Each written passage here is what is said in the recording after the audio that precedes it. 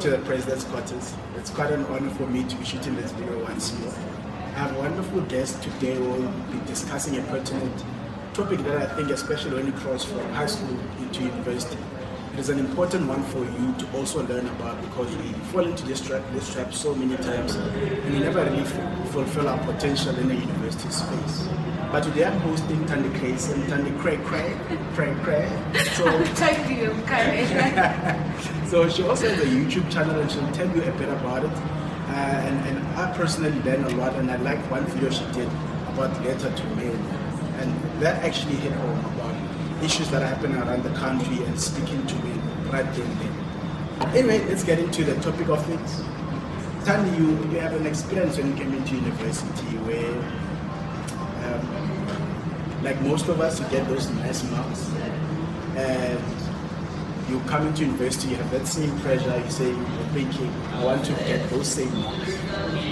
And you work like a zombie and you find out that doesn't work for you. Yeah. Tell us a bit about that. Okay, so basically, high school, I could say well, sure. right? It wasn't all distinctions, but I was a pretty good student. Sure. And then moving from high school to university was a different transition, right? Sure. So I'm moving from high school from always being in the top 10, right? And then you get to university. Sure. Right, I am studying civil engineering, by the way, at University of Johannesburg. Sure. So I get there and I'm surrounded by this brilliant minds, right? Sure. So these people are smart, and all of us are there with the mindset that I was good at high school, and hence I'm here to do the very same thing. Sure. And I was warned. I was warned by different people, sure. by my biological brother. Sure. He warned me because he's doing engineering as well. So he was like, like when you get there, you need to work hard, but at the very same time, you need to understand that this is not high school. Yeah. And then he also emphasized on the fact that getting 50% at university. If you get 51, you're breaking. You're lucky. Sure. So he did mention that, and for me it was like, whatever. And then I get here, my first semester, I get to John Cena. To be strong honest. like John Cena. Yeah, I was acting like a John Cena and trying to do everything Sure. at once, like trying to cover everything all at once, and I never gave myself time to rest. I never had time for myself just to sit back and reflect. And of which in high school I had a lot of time to do that, and I also had the chance to do things that I love while also studying, right? So the difference between like the transition there was that like the workload was just so much. It was too much to a point that on my second semester energy level dropped. I was no longer there. Second semester was just out of the game. I used up all of my energy first semester, and then by the second semester I was just out. Sure. And then I guess that's a little bit the pressure of coming from high school doing so well. And you get into this space where you think, same thing, you can easily get those marks. And obviously you try to, because you have an understanding it's a different space, so you try to push yourself. That's why you worked so much, because you thought for me to get those same marks, the trick is I need to work longer, sleep less and stuff like that. Yes, yeah. Sure. I remember there were days where, because my classes started at 8, sure. and it ended at 5:30 or 5, Monday to Friday, right? Yeah. So I remember there was a time where, like most of the time after class, you have some sort of quiz assignment, or you have to prepare for a test or whatsoever, or even prepare for the next day, right? So I remember there was a day where I woke up around 6:30, and then my classes ended around 5:30. From there, I think I took like 2 hours nap, and then I had to go back to campus to study and prepare for another test or whatever. So I had to go back to campus, and I came back at like a dress around 3 a.m. and then it was my first time doing those stuff. High school, like I never had the pressure to actually study. I studied when I wanted to. when I wanted to, and that was just the thing. I didn't know how to study, to be honest. I never had a plan of this is how I study, this is how I do it. So for me, it is a matter of I don't study high school. I attend classes, I get it. Tomorrow I'm there writing a test, and then I'll pass. Then with university, was a different story. I had to study because I knew it like from the first lecture. I was no, like it was tough from the first day. I'm seeing they want us China more. What are you putting? And I'm like, okay, what the hell is going on? And I guess for me, the transition was a matter of I didn't have time to actually figure out what works for me. Yeah, so it's a matter of it's really important as a student or as a learner from high school to kind of figure out how you study, what kind of a learner you are. And for me, unfortunately, it took me whole 6 months of trying to figure out, trying out different styles of studying, going to the library and realizing I'm not a library person, going to groups, realizing this kind of group I do work well with it, and then that kind of group I don't work well with it. So it's a matter of just try. The most important thing that I give, the most important advice I give to any learner or student is that know yourself. The most important thing is to know yourself and know what works for you. Because what might work for you might not work for you, right? So you might be the kind of student that has to prepare a week prior.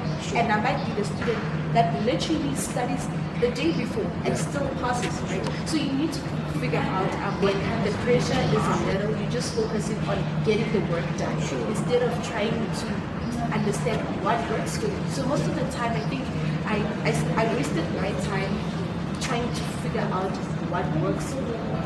I wasted my time trying to figure out what works for me. And by exhausting different methods, I ended up just being drained because I was trying to imitate how typical engineer students study. I should not that type of learner because I didn't understand what type of a learner I am. Makes sense. You know, when you come into varsity, things move slightly a bit faster than usual versus high school. So when would you advise is the best time to try to find out what works for you? Because some things that you get in high school may not necessarily work in varsity. So when do you think is the best time? Is it block one only, experiment in block one, or is it before you come to varsity, or it's a reflection you need to do during holidays? When do you think it's the proper time for one? Metric. Metric, there's a lot of work. It's not too it's not a lot as compared to university. But I feel like I never used my metric year to really explore who I am and what kind of a learner I am. Because I didn't study, to be honest. Like, luckily, studying didn't happen, No, like, I'd be, okay, I'm in class, I understand the concept, I get it, then, okay, we'll look at the books, we'll go through the books after 2 days or maybe 3 or even weekend. So, for me, I'd say use your metric year wisely. Use that time to kind of figure out what type of learner you are, and it won't be as hard like it was for me.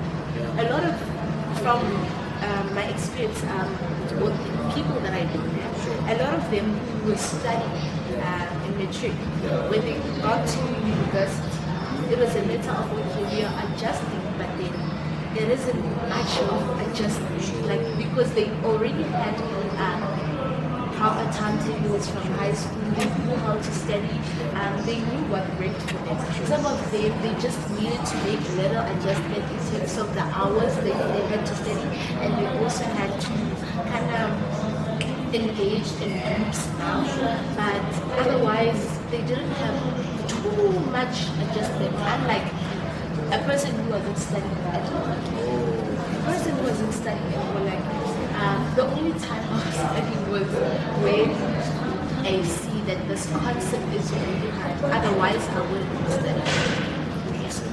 And I think that's the key thing. I think when you come into a university space, it doesn't necessarily mean you have to drastically change who you are and transform.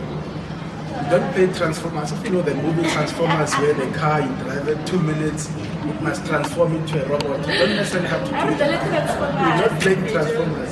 And I think what I'm learning from what you're saying basically is you need to understand who you are. Exactly. And in metric, there are certain things that work for you that are able to keep you sane, and you need to learn to keep those things. And I'll make even a couple of videos teaching about the different components of being a student. Because a lot of us, we find high school, we loved playing sports, we were in debate teams, we did different things, and also at school, and we did well. And when we come into varsity, we dump all those things, and we want to now focus on school only. I am telling you, if you're a person who always had other activities around your life, the minute you drop the other things when you get to varsity, you're gonna struggle. And you need to take care of your mind as well, take care of your body, and also as a result of doing that, your books will go well taken. Definitely. Sure. Because what I'm saying is that I'm a very artistic person, like really artistic, but then as well there's an intellectual mind that I need to feed, right? Sure. So there's a part of my brain that is like really nerdy and intellectual, and I love my mathematics and stuff, and there's a very artistic mind in terms of like love. I loved doing public speaking. I loved doing poetry. Of course, my channel, like there's poetry there as well. I loved doing poetry. I loved writing. I loved dating at a point. I'm not like I'm good at it. But we're taking this big bummer right now. I mean, what else? I love fashion as well. Like I love exploring what I wear, stuff like that. Yeah. So when I got to university, I was trying to fit in as an engineering student and neglecting all these other parts of who I am, like the poetry, and hence that is why I started my YouTube channel. My YouTube channel is basically for me, my peace of my mind, and to be happy, you know, just to keep the momentum of doing poetry going on, the fashion thing going on, and also like hair content, you know, like the artistic part of me is being fed through YouTube channel, and then I'm still pursuing this degree. So right now I feel like my life is much more balanced. It feels more balanced, more happier. Even when things are not going well, it's a bit of, you know what, world, breathe, and then it's easier for me to step back because I haven't shut down this other part of who I am, the artistic part. I haven't shut it down. But last year was a different story where I shut it out, and it was haunting, making sure that, no, you're not gonna be okay. Why shut it out? Sure. Makes sense. I think we've covered quite a lot as well, and true to the nature or motto of President's Quarters itself is I don't want the videos to be too long. I like my guests to come through, drop their nuggets, you learn as much as you can from that short video, and you go home and study and do your best. Thank you very much, Thandi. Thank you very much. Thandi.Kreighson. And I think that's the same Instagram handle. Yeah, same handle, my YouTube channel and Instagram. I can go to a Twitter. I don't want to be dragged. I'm not on Facebook. Sure. Never been a Facebook person, so I guess I don't get the number. Sharp.